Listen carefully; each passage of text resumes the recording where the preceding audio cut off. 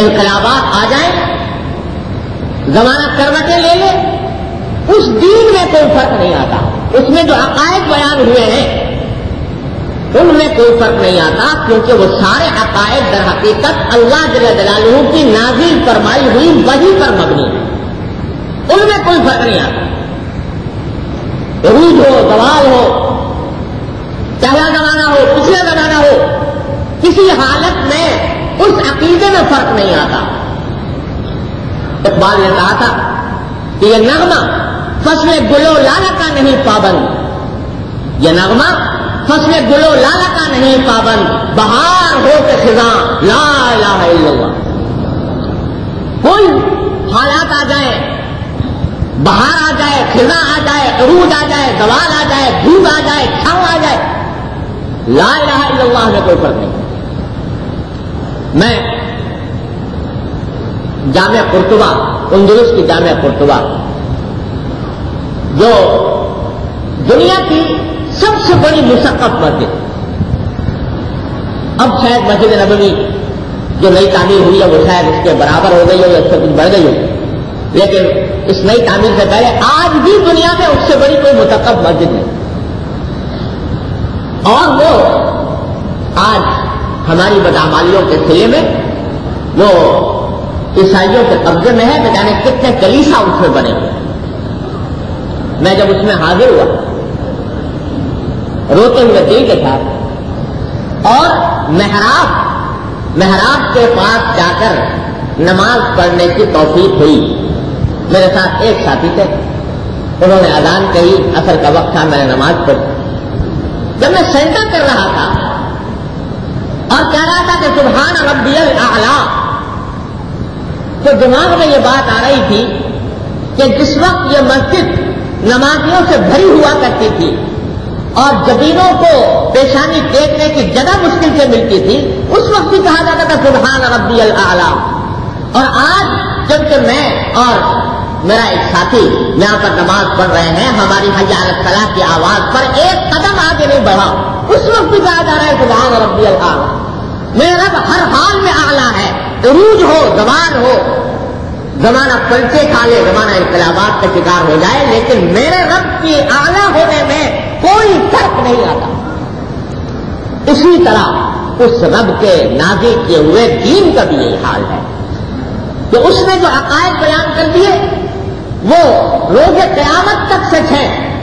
اس میں کوئی تبدیلی، کوئی فرق، کوئی تغیر نہیں آتا. وہ وحی کے سلسلے سے، وحی کے نور سے حاصل ہوئے عقائد. یہ تو ہے دین کا حال جو وحی پر مبنی ہے.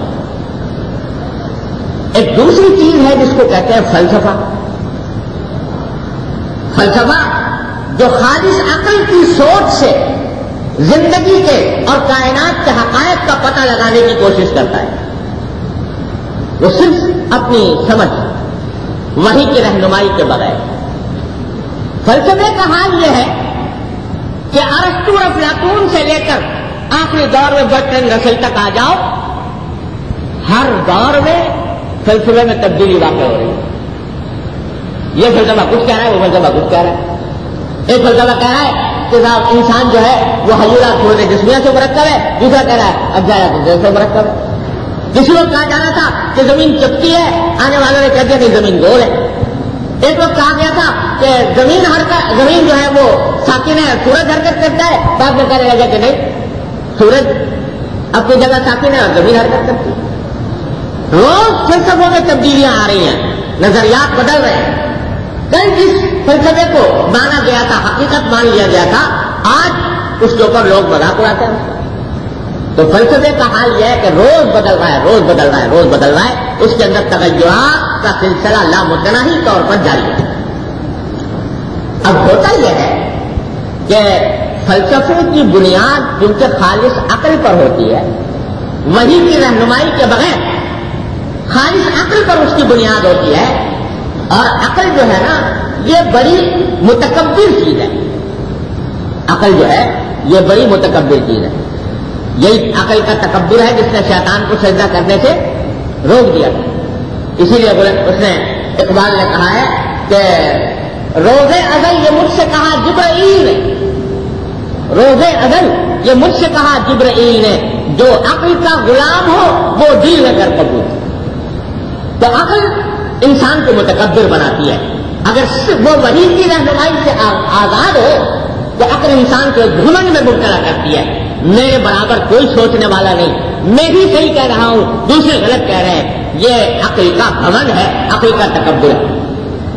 اور فلسفے کی تاریخ اٹھا کر دیکھ لو، ایک سے ایک بڑا گھمنڈ والا، ایک سے ایک بڑا متکبر آپ کو ملے گا فلسفے کی تاریخ میں، جو جس نے کوئی فلسفہ پیش کر دیا وہ یہی کہتا ہے کہ ہم تمہاں دیگرے نہیں۔ تو جب اس کی بنیاد تکبر پر ہے، تو جب کسی فلسفے کا کسی زمانے میں چلن ہوتا ہے، اس کا ڈنکا بج رہا ہوتا ہے، اس کا ٹوٹی بول رہا ہوتا ہے، لوگوں کے دماغ پر اس کا سکہ بیٹھا ہوا ہوتا ہے، تو لوگ اس فلسفے کو سمجھتے ہیں جو اپنے زمانے کا فلسفہ ہے، وہ سمجھتے ہیں کہ یہ ہے بڑی چمک دمک والی چیز، اور اگر فرض کرو دین کی کوئی بات اس فلسفے سے ٹکرا جائے تو اس صورت میں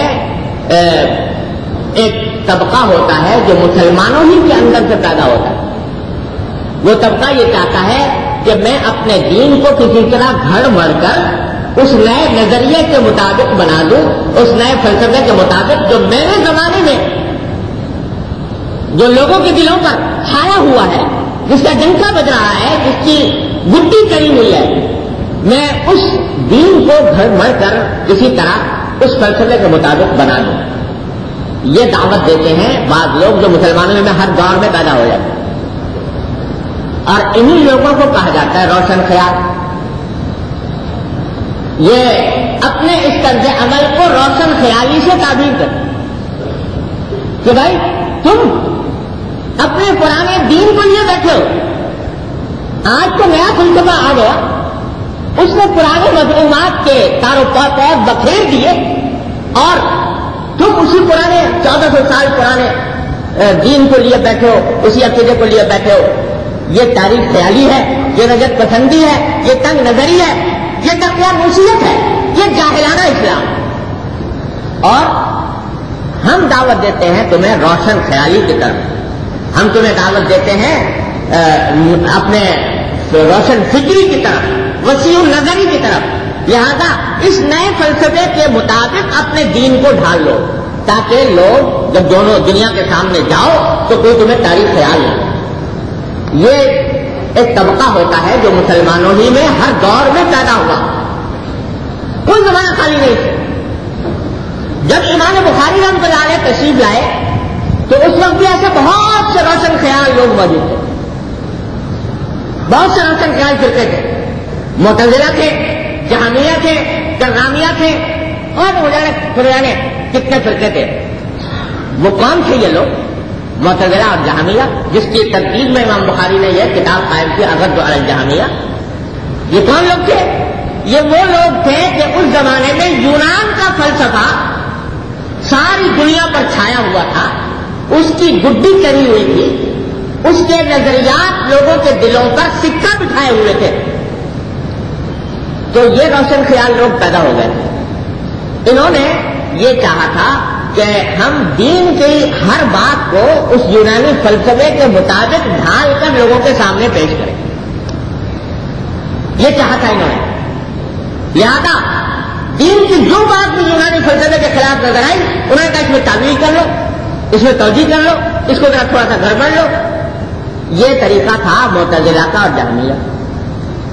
اسی میں سے ایک بات یہ بھی تھی جو یہاں پر بیان ہو رہی ہے کہ قرآن کہتا ہے کہ جب آخرت میں پہنچو گے تو تمہارے اعمال کا وزن ہوگا، تمہارا ایک ایک عمل تولا جائے گا، تمہاری ایک ایک بات تولی جائے گی۔ قرآن تو یہ کہہ رہا ہے۔ اب یہ روشن خیال لوگ کہتے تھے کہ بھائی یونانی فلسفہ جو ہے وہ ہے اس وقت سکہ رائج الوقت، اور اس یونانی فلسفے کا کہنا یہ ہے کہ بھائی یہ تولنے کی چیز تو کوئی جسم ہوتی ہے، کوئی جوہر ہوتا ہے، گلاس توڑ لو، میز توڑ لو، میکروفون توڑ لو، انسان کو توڑ لو، لیکن عمل تو کوئی توڑنے کی چیز نہیں ہوتی، اس کو کیسے توڑا جائے گا؟ یہ حمقانہ بات ہے۔ عمل کو توڑنا جو ہے یہ بالکل عقل کے خلاف ہے ہمارے فلسفے کے لحاظ سے۔ لہذا وہ ان نصوص اور آیات میں تعویل کا راستہ اختیار کرتے تھے کہ جن میں وزن اعمال کا ذکر آیا ہے. وہ کیا کہتے بھائی کیا کرو اس بھائی قرآن میں جو آیا ہے یہ مجاز، یہ حقیقت نہیں. تو مجاز ہے اور اعمال حقیقت میں اعمال نہیں تولے جائیں گے. یا تو کہہ لو صحیح میں تول لیے جائیں گے، یا کہہ دو انسانوں کو تول لیا جائے گا، یا کہہ دو کہ تولنا ہی بناتے خود یہ مجاز ہے. اور مطلب یہ ہے کہ تمہارے اعمال کا جائزہ لے کر اس کی قدر و قیمت متعین کی جائے گی، اس کے بنا پر فیصلے کر دیے جائیں. یہ کہتے تھے معتزلہ. تو امام بخاری رحمۃ اللہ علیہ نے ان کے خلاف یہ ساری کتاب قائم کی ہے. درس یہ دے رہے ہیں کہ دین تو وہ ہے کہ میں نے تمہیں بتا دیا، کتاب الایمان سے لے کر اور آخر تک جو میں نے احادیث بیان کی ہے، اصل دین تو وہ ہے، اس کو مضبوطی سے تھام لینا. بعد میں بڑے روشن خیال قسم کے لوگ آئیں گے، کوئی کچھ کہے گا کوئی کچھ کہے گا، اور تمہیں دین کے اندر تبدیلیاں کرنے کا مشورہ دیں گے. تو خبردار ان کی طرف مت جانا، اس اصل دین کو مضبوطی سے تھام لینا. اب ذرا دیکھو کہ وہی معتزلہ جو اس وقت روشن خیال کہلاتے تھے یونانی فلسفے کے متبع ہونے کی بنا پر، کیا ہوا کہ یونانی فلسفہ ایک وقت آیا کہ دھڑام سے زمین پہ گر پڑا اور اس کے تمام عقائد اور نظریات جو ہیں وہ باطل قرار دے دیے گئے، ملسفہ خیز قرار دے دیے گئے. اگر ان روشن خیالوں کی بات مانی جاتی اور دین کو اس کے مطابق ڈھال دیا جاتا، اس کی تعبیر جدید کر لی جاتی، تو جب فلسفہ یونان گرا تھا تو الحمد للہ اسلام بھی گر چکا ہوتا. لیکن یہ راسخ العقیدہ، یہی تنگ نظر، یہی دقیانوسی، یہی رجت پسند لوگ جو کہتے ہیں ہم نہیں جانتے کہ نیا فلسفہ کیا کہنا ہے، ہم تو وہ جانتے ہیں جو ہمارے اللہ اور ہمارے رسول صلی اللہ علیہ وسلم بیان کرتے، اس پر ایمان رکھتے آئے تو وہ بہار ہو کے خزاں لا الہ الا اللہ ہر دور میں. آخری دور کی بات سن لو کہ جب ہمارے زمانے میں جب مغربی فلسفہ آیا تو مغربی فلسفے میں ایک فلسفی گزار اسحاق نیوٹن، تو اس نے یہ نظریہ پیش کیا تھا کہ ساری کائنات جو ہے یہ علت اور معلول کے نظام میں جکڑی ہوئی ہے، اور ہر چیز جو ہے کاز اینڈ ایفیکٹ، علت اور معلول، اس کے نظام میں جکڑی ہوئی ہے پوری کائنات. لہذا